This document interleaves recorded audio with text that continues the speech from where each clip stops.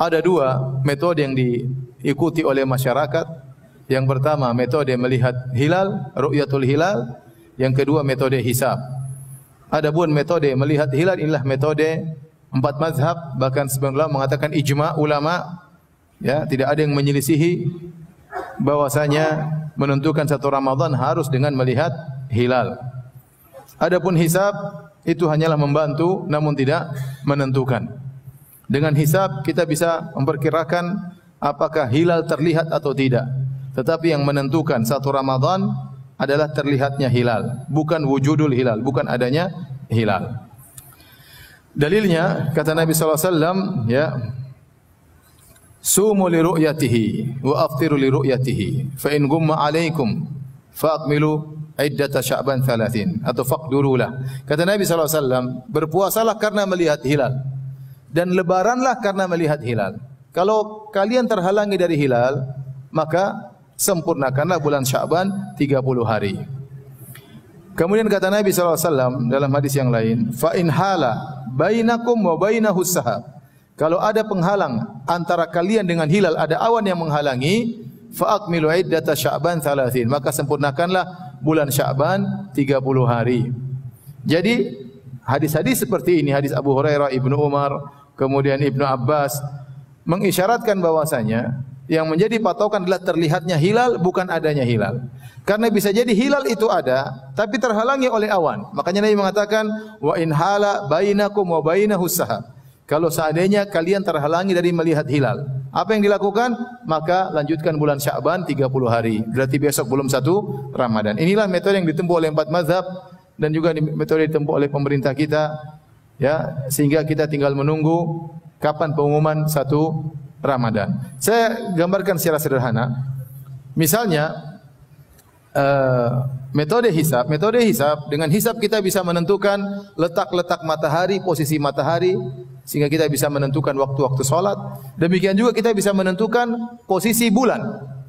Tanggal sekian posisi bulan di mana, dan bisa jadi hisab tersebut akurat. Memang ada khilaf di antara ahli hisab, tetapi banyak hisab yang akurat.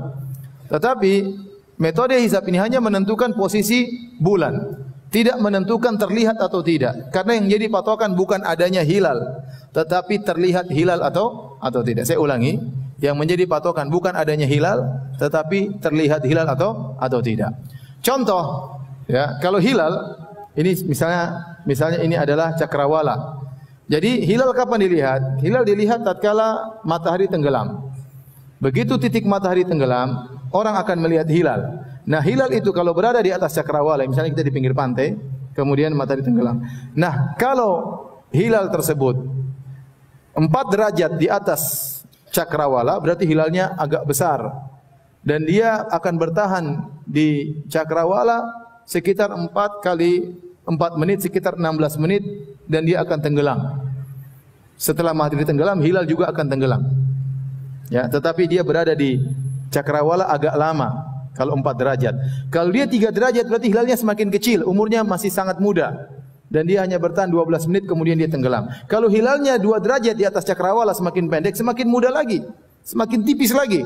Dan dia hanya sekitar 8 menit di atas cakrawala kemudian tenggelam. Kalau 1 derajat, dia sangat tipis sekali dan 4 menit langsung hilang. Oleh karenanya begitu matahari tenggelam orang berusaha lihat. Nah, menurut kenyataan yang ada, kalau hilal masih di bawah 2 derajat, itu enggak mungkin terlihat. Kenapa tidak mungkin terlihat? Dia sangat tipis, sehingga dia masih kalah dengan sisa cahaya matahari yang tenggelam. Paham? Matahari tenggelam masih ada cahayanya kuning.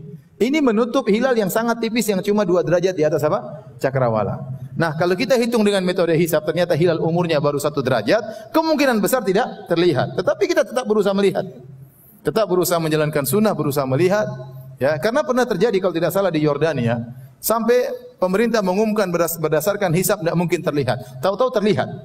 Entah salah hisabnya, entah hilalnya terlebih terang, enggak tahu. Intinya, secara hisab, kalau hilal dihitung ternyata umurnya baru 2 derajat di cakrawala, maka ini sangat sulit untuk terlihat. Kenapa? Dia sangat tipis dan dia cuma di udara sebentar, di cakrawala sebentar, di langit sebentar, kemudian dia masih kalah dengan cahaya matahari yang apa?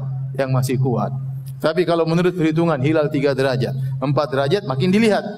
maka dilihat apakah terlihat atau tidak. Jadi saya katakan metode hisab hanya membantu tetapi tidak menentukan, karena yang menjadi patokan adalah terlihatnya hilal, bukan adanya hilal. Bisa jadi menurut hitungan hilal ada, tapi enggak mungkin terlihat. Contoh, seorang menghitung hilal cuma 1 derajat di atas cakrawala. Ada enggak hilalnya?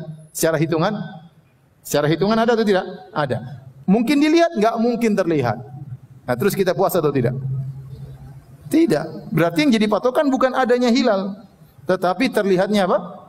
Hilal. Sebagian ormas menjamakkan antara dua metode ini, mereka menggunakan hisab, tetapi kalau hilal berapa derajat baru kita puasa menurut hisab. Tapi yang benar bahwasanya metode yang benar adalah metode 4 mazhab adalah melihat hilal. Kalau hilal terlihat kita puasa besok, kalau hilal tidak terlihat maka kita tidak puasa. Dan kita punya kaidah al yakin la yazulu bisyak. Kita sekarang masih di bulan Sya'ban dengan penuh keyakinan. Dan kita tidak berpindah kepada bulan Ramadan kecuali ada keyakinan bahwasanya sudah masuk bulan Ramadan. Bagaimana? Dengan dua keyakinan. Terlihat hilal berarti besok Ramadan, atau menyempurnakan Sya'ban 30 hari berarti besok Ramadan. Karena bulan tidak lebih dari 30 hari bulan Hijriah. Paham sampai di sini? Intinya tinggal tunggu pengumuman nanti ya.